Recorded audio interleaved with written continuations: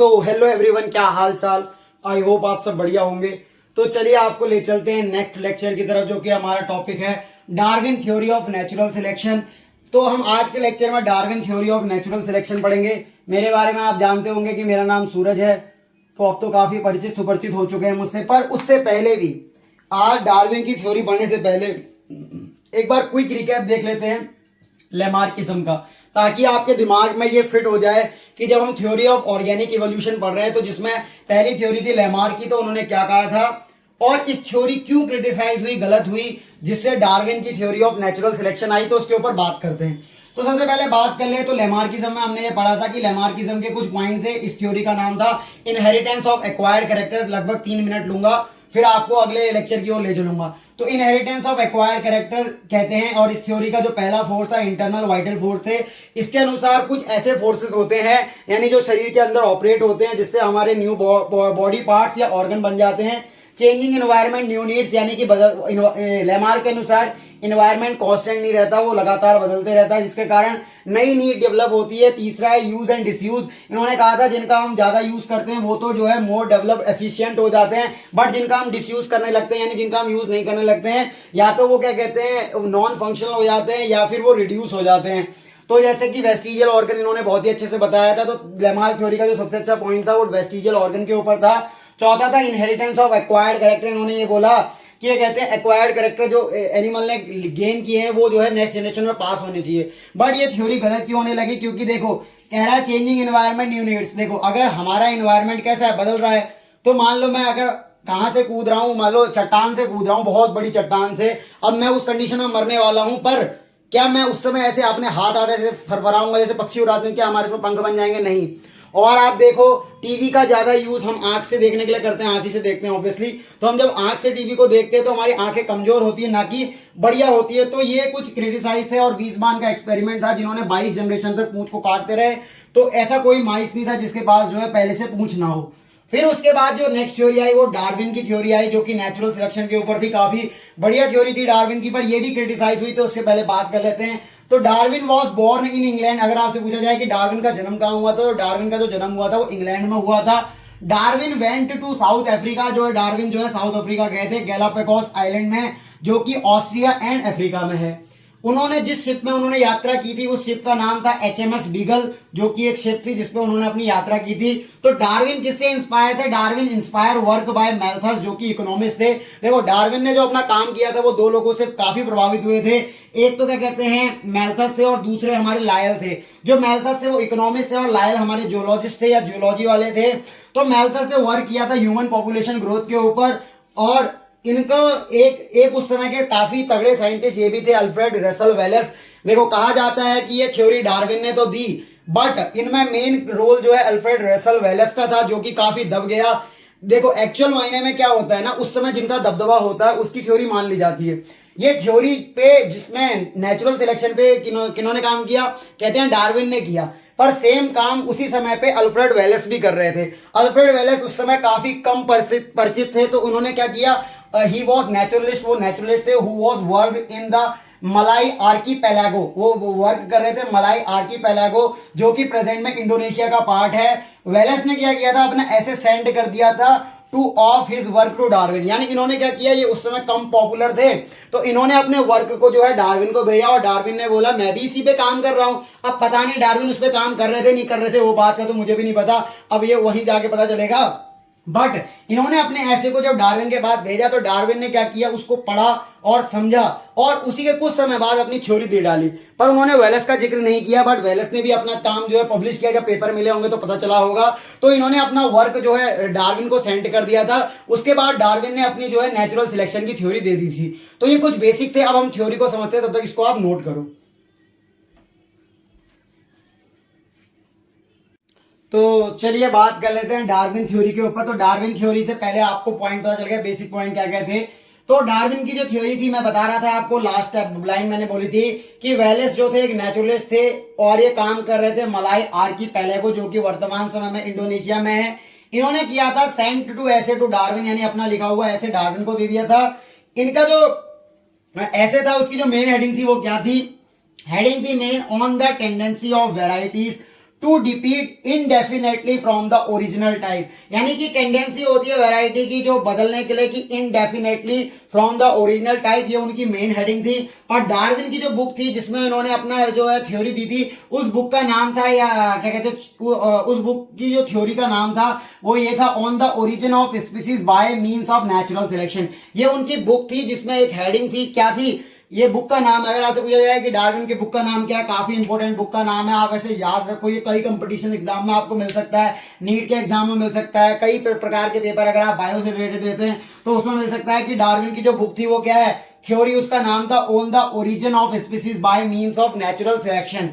ठीक है, अब बात कर लेते हैं थ्योरी ऑफ नेचुरल सिलेक्शन की, जो कि डार्विन एंड वेलेस की है। तो अगर आप जो है पेपर में आता है तो डार्विन को टिक लगाएंगे, बट इसमें कंट्रीब्यूशन वेलेस का भी था, तो ऐसा नहीं कि जो हम वेलेस को जो है छोड़ देंगे, काफी अच्छे साइंटिस्ट थे। तो डार्विन और वेलेस की जो कॉन्ट्रीब्यूटिव थ्योरी थी वो क्या था, पहला उसका पॉइंट था ओवर प्रोडक्शन। यानी ओवर प्रोडक्शन से क्या मतलब है, देखो कोई भी स्पीसीज अपनी एक्सिस्टेंस को बनाए रखने के लिए ज्यादा से ज्यादा रिप्रोड्यूस करता है, ताकि जो है, देखो इंसान का मेन काम क्या होता है, फीडिंग एंड ब्रीडिंग, यानी कि बढ़िया से खाना खाओ। पसीना बहुत ज्यादा आ रहा है मुझे, एक तो मैं थोड़ा सा पतला आदमी हूँ, पतला क्या कह रहे हो सर, मोटा हो, तो उस वजह से जो है ना पसीना ज्यादा आता है मुझे, ठीक है, और पंखा बंद करना पड़ता है। तो ओवर प्रोडक्शन क्या है, reproduction rate is very high, यानी कि रिप्रोडक्शन रेट बहुत ज्यादा होता है ऑर्गेनिज्म में। देखो मेन उद्देश्य है फीडिंग एंड ब्रीडिंग, खाओ और जो है बच्चों को पैदा करो, तो यही उद्देश्य था। तो रिप्रोडक्शन रेट बहुत ज्यादा होता है, जैसे कि आप एग्जांपल देख सकते हो, ऑयस्टर जो है एक बार में 1 करोड़ 14 लाख ईयर, ये क्या ईयर कह रहा हूं, 1 लाख, फिर यार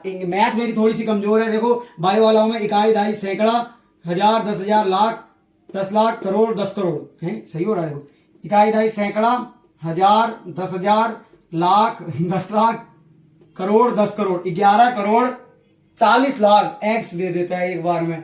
code fish 1 million egg per year देती है। रैबिट जो है 6 young ones at one time, यानी रैबिट जो है ना एक बार में 6 बच्चों को जन्म देता है, और इन 6 बच्चों को एक संग लिटर कहते हैं। तो अगर आपसे पूछा जाए 6 young ones at one time तो 1 लिटर होता है, और एक साल के अंदर में ये 4 लिटर पर ईयर देता है, यानी लगभग 24 बच्चे, 6 चक्को 24 बच्चे। तो एक रैबिट मेल और फीमेल, क्योंकि रिप्रोडक्शन में मेल और फीमेल का गैमेट का फ्यूज होना तो जरूरी है ना, तो ये 2 रैबिट मिलके ही, यानी उसमें तो एक ही रैबिट कंट्रीब्यूट करेगा बच्चों के लिए, बट रैबिट जो है 6 young ones at one time देता है, यानी कि लगभग 24 बच्चे। तो देख सकते हो आप कितना ज्यादा ओवर प्रोडक्शन हो रहा है, एक बार में लगभग क्या कहते हैं 11 करोड़ 40 लाख एग दे दिए जा रहे हैं, 1 मिलियन एग दे दिए जा रहे हैं पर ईयर, और 24 बच्चे दे दिए जा रहे हैं। फिर भी क्या पॉइंट आ रहा है, yet the population remain constant. इसका क्या कारण है, देखो ओवर प्रोडक्शन इतना ज्यादा है, बच्चे एक बार में, अगर मान लो इन एग से बच्चे सारे डेवलप हो जाएं, तो लगभग देखो एक ऑयस्टर से ही इतने सारे बच्चे हैं, तो कितने ऑयस्टर रिप्रोड्यूस कर रहे होंगे, तो कितने सारे बच्चे बन रहे होंगे। एक रैबिट इतने बच्चों को दे रहा है, तो साल में कितने रैबिट बन रहे होंगे। कॉड फिश एक बार में इतने एग दे रही है, अगर इतने सारे बच्चे जो हैं डेवलप हो जाएं तो कितनी सारी जनसंख्या बढ़ जाएगी। फिर भी आप देख रहे हो कि yet the population remain constant, जबकि इतना ओवर प्रोडक्शन है। तो इसका जो मेन कारण है वो स्ट्रगल फॉर एग्जिस्टेंस है, यानी कि इन 2 पॉइंट को, कि ओवर प्रोडक्शन जिसमें बच्चे इतने ज्यादा बन रहे हैं और पॉपुलेशन रिमेन्स कांस्टेंट रही है, इसका जो मेन कारण है वो स्ट्रगल फॉर एग्जिस्टेंस है। अब ये स्ट्रगल फॉर एग्जिस्टेंस ऑपरेट होता है ओवर प्रोडक्शन पे और पॉपुलेशन रिमेन कांस्टेंट करता है। अब ये कैसा होता है, इंटर स्पेसिफिक या इंट्रा स्पेसिफिक, पहले आप इसको नोट करो, फिर नेक्स्ट स्लाइड में मैं डिस्कस करता हूं, पहले आप इसको नोट कर लो। अरे यार ये तीसरी बार रिकॉर्ड कर रहा हूँ इस वाले पॉइंट को, पता नहीं क्या हो जा रहा है, कभी वीडियो रुक जा रही है, कभी कुछ हो रहा है, तो कभी कोई आ जा रहा है डिस्टर्ब करने। तो बात कर लेते हैं थर्ड पॉइंट। तो पहला पॉइंट आपको समझ में आया होगा कि ओवर प्रोडक्शन होता है, यानी जो है काफी बच्चे एक संग जन्म लेते हैं, पर वो सब जो है एक संग जो है नहीं रह पाते, मतलब जीवित नहीं रह पाते, जनसंख्या जिससे कम रहती है। तो उसका एक रीजन ये था कि स्ट्रगल ऑफ एग्जिस्टेंस। अब ये स्ट्रगल ऑफ एग्जिस्टेंस यानी अपने को बचाए रखने के लिए जो स्ट्रगल होता है उसको जो है स्ट्रगल फॉर एग्जिस्टेंस कहते हैं। ये कैसा कैसा हो सकता है, तो इंट्रा स्पेसिफिक हो सकता है, इंटर स्पेसिफिक हो सकता है, इन्वायरमेंटल स्ट्रगल हो सकता है। इंट्रा स्पेसिफिक मतलब between the same member of species, अगर सेम मेंबर ऑफ स्पीसीज के बीच में स्ट्रगल है तो इसको क्या बोलेंगे, इंट्रा स्पेसिफिक स्ट्रगल। ये किस किस चीज के लिए हो सकता है, फूड के लिए हो सकता है, शेल्टर के लिए हो सकता है, मीटिंग के लिए हो सकता है। अगर सेम प्रकार के मेंबर्स हैं तो यानी उनके सेम प्रकार की फूड रिक्वायरमेंट होगी, यानी खाना भी उनको सेम प्रकार का चाहिए होगा, शेल्टर भी सेम प्रकार की यानी आवास भी उनको सेम प्रकार का चाहिए होगा, मीटिंग भी सेम प्रकार के मेंबर्स के बीच में होगी। तो ये कॉम्पिटिशन काफी खतरनाक हो सकता है। एग्जाम्पल मैंने डियर्स का ले लिया, जैसे ऑल डियर्स ले लिए, तो इनके बीच में क्या होगा, फूड की की रिक्वायरमेंट सभी की सेम होगी, सबको घास खाना है। अगर घास नहीं होगा तो सभी हिरणों के लिए बीच में दिक्कत हो जाएगी। शेल्टर भी सेम प्रकार का चाहिए होगा, मेटिंग मेंबर भी जो है सेम प्रकार के होंगे। तो ये इंट्रा स्पेसिफिक हो गया। फिर इंटर स्पेसिफिक क्या होता है, देखो between the member of two different species. ये तो था क्या कहते हैं सेम मेंबर्स के बीच में, ये है डिफरेंट मेंबर के बीच में। तो कह रहा है between the two members of different species, जैसे कि डियर एंड टाइगर के बीच में। तो डियर क्या होता है, घास खाता है, बट टाइगर क्या खाता है, डियर को खाता है, यानी ये वाला एनिमल इसको खाता है। तो ये कंपटीशन में कैसे हो सकता है, जैसे कि अगर देखो टाइगर खतरनाक हुआ, डियर के पास दौड़ने की क्षमता नहीं हुई, तो टाइगर मार देगा किसको, डियर को। बट अगर डियर बहुत ज्यादा हुए तो मारेंगे टाइगर को, ऐसा भी हो सकता है ना, जरूरी थोड़ी कि हर बार टाइगर ही मारे। तो ये कंपटीशन क्या है, दो स्पीसीज के बीच में है। और ये वाला क्या है, क्या कहते हैं, सेम स्पीसीज के बीच में। तीसरा प्रकार का जो स्ट्रगल होता है वो इन्वायरमेंटल स्ट्रगल होता है। किसी भी एनिमल को अपनी जाति के बीच में और साथ में दूसरी जाति के बीच में ही स्ट्रगल नहीं देखना पड़ता है, उनको इन्वायरमेंट के संग भी कई प्रकार की दिक्कतों का सामना करना पड़ सकता है। जैसे कि बिटवीन इन्वायरमेंट एंड एनिमल्स, कह रहा है एक्सट्रीम कोल्ड हो सकता है, समर हो सकता है, स्टॉर्म तूफान आ गया, ड्राउट यानी सूखा पड़ गया, एक्सट्रीम रेनफॉल हो गया, फॉरेस्ट फायर हो गया, वॉल्केनिक इरप्शंस हो गया। तो इस प्रकार की दिक्कतें ये इन्वायरमेंटल फैक्टर है जिसमें किसी भी एनिमल का कोई जो है हाथ नहीं होता। जैसे फॉरेस्ट फायर पे हो सकता है, कई प्रकार के फायरों में हो सकता है, बट ये एक हिसाब से इन्वायरमेंट के संग स्ट्रगल है। तो अगर आपसे पूछा जाए कि सबसे इंटेंस यानी सबसे खतरनाक स्ट्रगल कौन सा होता है, तो सबसे इंटेंस स्ट्रगल होता है किसके बीच में, इंट्रा स्पेसिफिक, यानी सेम प्रकार की स्पीसीज के बीच में जो है मेंबर्स के बीच में ज्यादा तगड़ा स्ट्रगल होता है, क्योंकि उनकी खाने की रिक्वायरमेंट, शेल्टर की रिक्वायरमेंट, मेटिंग की रिक्वायरमेंट सेम होती है। तो ये वाला जो क्या कहते हैं, अगर आपसे पूछ रहे हैं कि which of the following is most intense struggle, तो ऑप्शन दे दे intra specific environmental struggle, inter specific struggle और नन ऑफ दीज, तो आप जो है इसको ऑप्शन में लगा देंगे।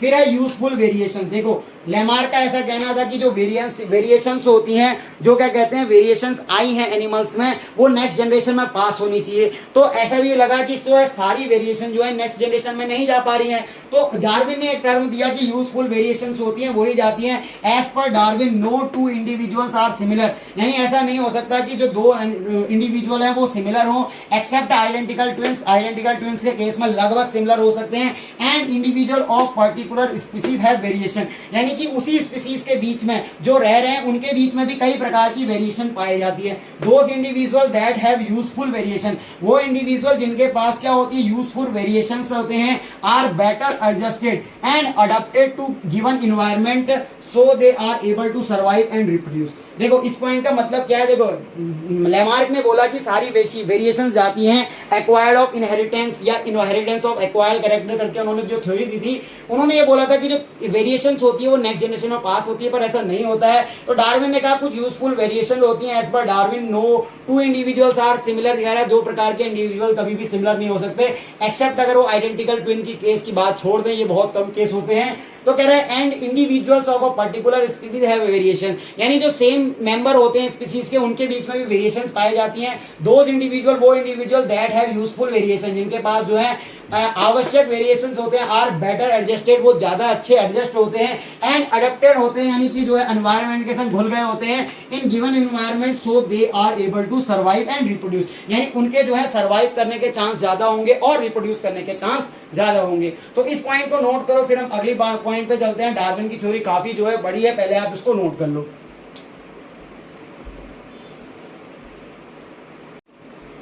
तो अगला पॉइंट क्या था डार्विन थ्योरी का, तो देख सकते हो आप डार्विन थ्योरी काफी लंबी है।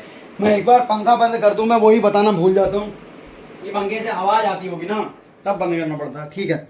तो survival of the fittest and natural selection, ये पॉइंट था, फिफ्थ पॉइंट था डार्विन की थ्योरी का। अगर आपसे पूछा जाए कि survival of the fittest term किसने दिया, डार्विन ने, तो आप आंसर करेंगे नहीं, क्योंकि survival of the fittest term था हर्बर्ट स्पेंसर का। तो आपसे पूछा जाए कि क्या कहते हैं ये टर्म किसने दिया था सर्वाइवल ऑफ द फिटेस्ट, तो ये हर्बर्ट स्पेंसर ने दिया था। तो याद रखना कोई भी थ्योरी आती है तो उसमें सिर्फ एक ही साइंटिस्ट नहीं होता जिसने पूरी थ्योरी दी होती है, कई सारे पॉइंट होते हैं। जैसे वो मैल्थस के वर्क से प्रभावित थे और उन्होंने जो है अल्फ्रेड रसल वेलेस का भी यूज किया था, और साथ में हर्बर्ट स्पेंसर के term survival of the fittest भी यूज की, बट जो नेचुरल सिलेक्शन ये टर्म डार्विन का दिया हुआ है।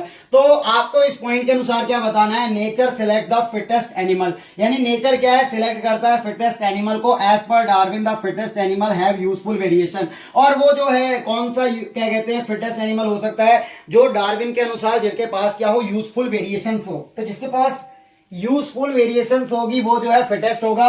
अब it means that the animal can, कह रहा है वो कौन सी ऐसे जो है यूजफुल वेरिएशंस है या ऐसे पॉइंट है जो एनिमल्स के पास होने चाहिए, जैसा कि स्टार फॉर लॉन्ग टाइम। जैसे कि मैं मोटा हूं तो मेरे पास एक एडवांटेज क्या हो सकता है कि अगर मान लो यहाँ पे खाने की कमी हो जाए तो मैं कुछ लंबे समय तक जो है सरवाइव कर सकता हूं, यानी भूखा रह सकता हूं। क्यों? क्योंकि अगर देखो जो पतला आदमी होगा उसको जो है फूड की रिक्वायरमेंट होगी, अगर मान लो यहाँ सूखा पड़ जाए और फूड ना हो तो कुछ समय तक तो मेरा जो है ये फैट है ना ये ब्रेक डाउन होगा, तो मैं कुछ समय तक अपने को जो है सरवाइव कर सकता हूं, तो स्टार्व कर सकता हूं, अपनी भूख को रोक सकता हूं। दूसरा क्या कर सकता हूं, जैसे fight for food and mate shelter with the members of own species. अब वो बंदा जिसके पास जो है फाइट यानी ताकत होगी लड़ाई करने की और मेट करने की और शेल्टर, कह रहा है with the members of own species. मैंने आपको बताया था कि ओन स्पीसीज यानी कि इंट्रा स्पेसिफिक कंपटीशन बहुत ही इंटेंस होता है, तो इस कंपटीशन में उस बंदे के पास पावर होनी चाहिए जो वो मेट कर सके, फूड को एक्वायर कर सके, शेल्टर कर सके अपने ही मेंबर्स के बीच में। Can run fast from predators, जैसे मैंने आपको बताया था कि इंटर स्पेसिफिक कॉम्पिटिशन हुआ, जैसे डियर और क्या कहते हैं लायन या टाइगर के बीच में जो भी कंपटीशन होगा, तो जो अगर मान लो डियर जो है सब धीरे दौड़ते हैं, उनमें से कुछ डियर जो है बहुत तेज दौड़ते हैं, तो वो रन फास्ट यानी भाग सकते हैं, प्रेडेटर से बच सकते हैं। The animal is able to reproduce and transfer useful variation into the next generation. ये कह रहा है कि जो एनिमल होता है वो रिप्रोड्यूस करे और ट्रांसफर भी कर सके यूजफुल वेरिएशन को टू द नेक्स्ट जनरेशन, और साथ में जो है नेचुरल सिलेक्शन भी ऑपरेट हो। तो ये पॉइंट अगर जिनके बीच में होंगे या जिनके पास होंगे ना, वो जो है क्या कहलाएंगे, क्या कहते हैं, सर्वाइवल ऑफ फिटेस्ट या नेचुरल सिलेक्शन के पॉइंट के अंतर्गत में आएंगे। अगर मैं चाहूं तो इसमें और भी बकवास कर सकता हूं, बहुत ही अच्छा टर्म बता सकता हूं आपको। देखो क्या कहते हैं, इवोल्यूशन एक ऐसा टॉपिक है जितना खींच सको उतना अच्छा है, मजा आता है इसमें।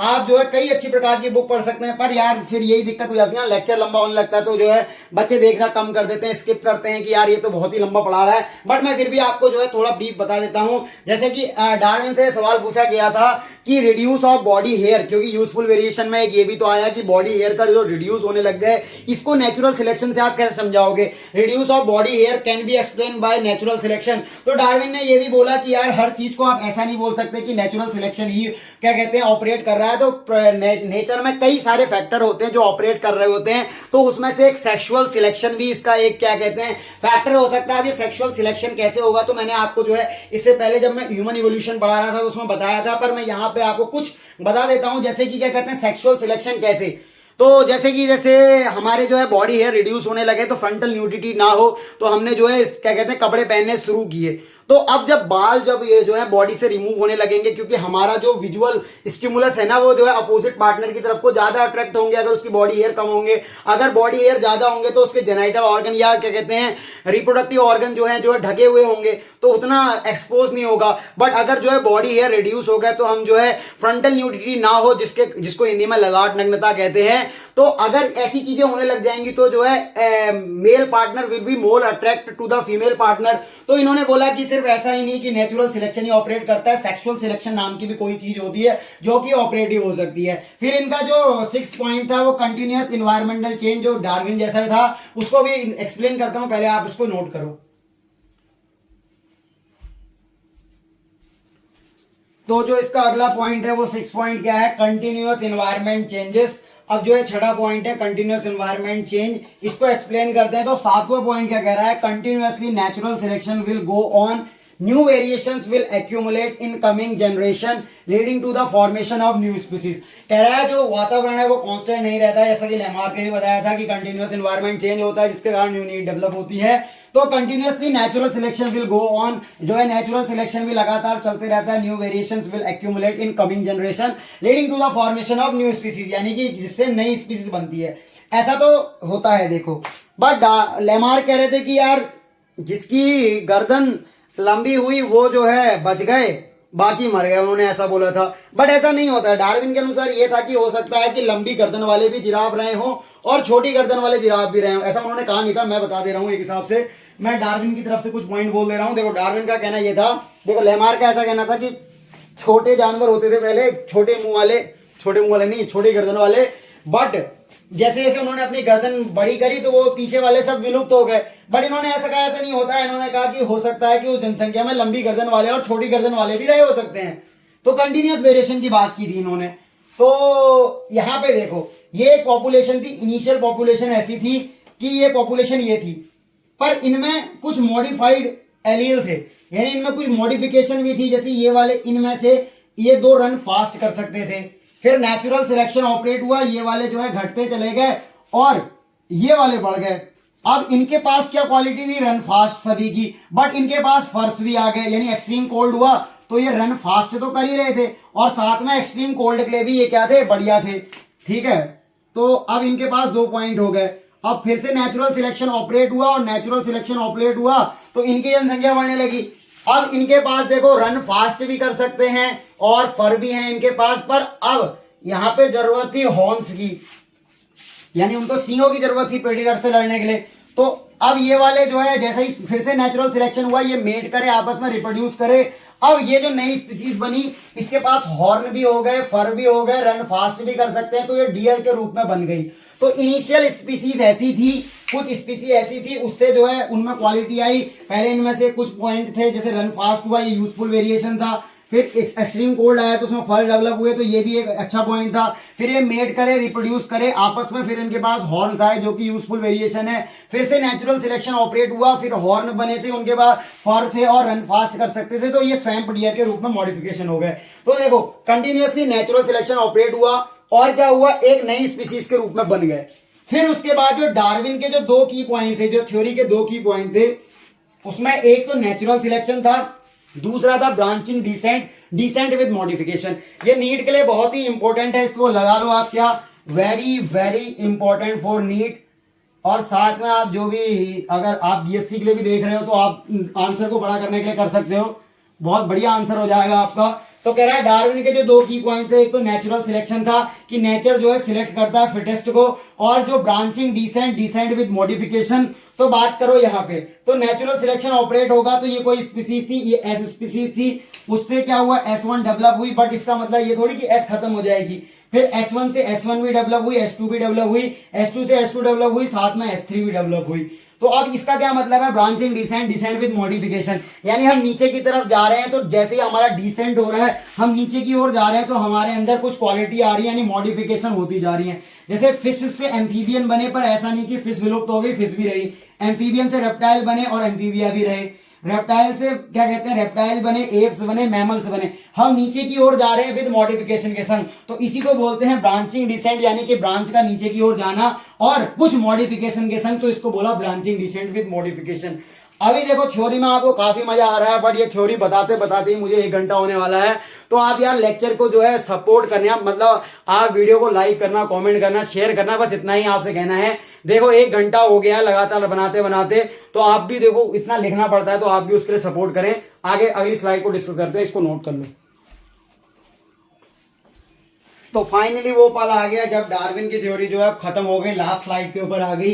तो इन्होंने बात की थी कंटिन्यूअस वेरिएशंस के ऊपर। अब ये कंटिन्यूअस वेरिएशंस क्या होता है, जब मैं नेक्स्ट थ्योरी पढ़ाऊंगा तो वहां ज्यादा समझ में आएगा, बट मैं अभी आपको बताने लग जाऊं डार्विन की थ्योरी में तो थोड़ा कम समझ में आएगा कंटिन्यूअस वेरिएशन के बारे में। तो आप नेक्स्ट थ्योरी का इंतजार करना, वहां पे इसको नोट कर लेना, ऐड कर लेना, यहाँ पर वहां पर भी इस थ्योरी का यूज है। तो ये कंटिन्यूअस वेरिएशंस की बात करते थे। अब आ जाओ क्रिटिसिज्म ऑफ डार्विनिज्म के ऊपर। देखो डार्विन की थ्योरी बहुत अच्छी थी, ये तो सही बात है, बट अब क्रिटिसिज्म भी हुए। ऐसा थोड़ी कि लेमार्क को क्रिटिसाइज किया तो ये बच जाएंगे, भैया इनको भी क्रिटिसाइज करेंगे, बहुत सारे साइंटिस्ट आएंगे, बात कर लेते हैं उनके ऊपर। तो क्रिटिसिज्म ऑफ डार्विन में तो पहला पॉइंट है कि Darwin could not explain origin, cause and inheritance of useful variation. Darwin ने बोला भैया, क्या बोला, इनहेरिटेंस ऑफ यूजफुल वेरिएशन जाते हैं। देखो लेमार्क ने बोला था कि वेरिएशन पास होते हैं, इन्होंने कहा नहीं नहीं नहीं, सारी वेरिएशन ही यूजफुल वेरिएशन होते हैं, बट इसका ओरिजिन तो बताओ कैसे हुआ, ये यूजफुल वेरिएशन आई कहां से, क्या कॉज रहा, क्या रीजन है उसका, और कैसे इनहेरिटेंस हो रही है, इसके बारे में तो भैया डार्विन से पूछा गया। डार्विन चुप, मुझे कुछ नहीं पता, कितना पता है कि यूजफुल वेरिएशन जाती है, पर ओरिजिन कहां से हुआ, कॉज क्या है, कैसे जाएगी, ये तो कुछ बताओ। डार्विन चुप, नहीं नहीं नहीं, सॉरी। फिर Darwin could explain survival of fittest. इन्होंने कहा कि सर्वाइवल ऑफ फिटेस्ट तो होगा, एक्सप्लेन कर दिया, बट जब इनसे पूछा कि अराइवल ऑफ फिटेस्ट भी तो बताओ, तो ये could not explain arrival of fittest. फिर से डार्विन भैया सॉरी, हमें नहीं पता, आई एम रियली सॉरी कहा उन्होंने। फिर Darwin had no knowledge about genetics और हेरिडिटी। अब डार्विन को तो भैया जेनेटिक्स के बारे में कुछ पता ही नहीं था, ये तो अलग ही चल रहे थे। इन्होंने कहा जाति है वेरिएशन, जेनेटिक्स का तो पता ही नहीं था, हेरिडिटी का पता ही नहीं था। फिर से sorry, Darwin can not explain vestigial organ. अरे जब इन्होंने उनकी पॉइंट काटा लेमार का, तो कहा वेस्टिजियल ऑर्गन के बारे में कुछ कहना है आपका, कुछ कहना चाहोगे? इन्होंने कहा सॉरी, हम इसमें भी कुछ नहीं कह सकते। तो और भी कई सारे होंगे क्रिटिसिज्म के पॉइंट, तो आप वो अपने उसमें नोट कर लेना। मेन पॉइंट यही थे कि Darwin could not explain origin, cause and inheritance of useful variations. Darwin could explain survival of fittest but could not explain arrival of the fittest. Darwin had no knowledge about genetics, it heredity and it is heredity, और Darwin can not explain vestigial organ. तो यहाँ पे आज हमारा जो Darwin की theory खत्म होती है। नेक्स्ट थ्योरी इन सब क्रिटिसिज्म के ऊपर बेस्ड आएगी कि उसने जो है इन सब क्रिटिसिज्म के बाद एक नई थ्योरी को जन्म मिला। तो उस नई थ्योरी को जानने के लिए आप नेक्स्ट लेक्चर में बने रहें। तो मैं आपको वो बात कह देता हूं जो मेरे दिल में कब से थी, तो आप इसको नोट करो, ये बड़े बड़े एग्जामों में आ सकती है। ये बात बहुत ही इंपॉर्टेंट है, अब तक जो पढ़ा उससे सबसे ज्यादा इंपॉर्टेंट बात है। तो अब मैं वो लिखने जा रहा हूं बोर्ड पे। तो आप सभी को इतना सारा थैंक यू, क्योंकि आपने जो है आज जो है डार्विन की थ्योरी समझी। तो पढ़ाई करते रहे। ऑल द वेरी बेस्ट, मिलते हैं आपसे नेक्स्ट लेक्चर में। Bye bye.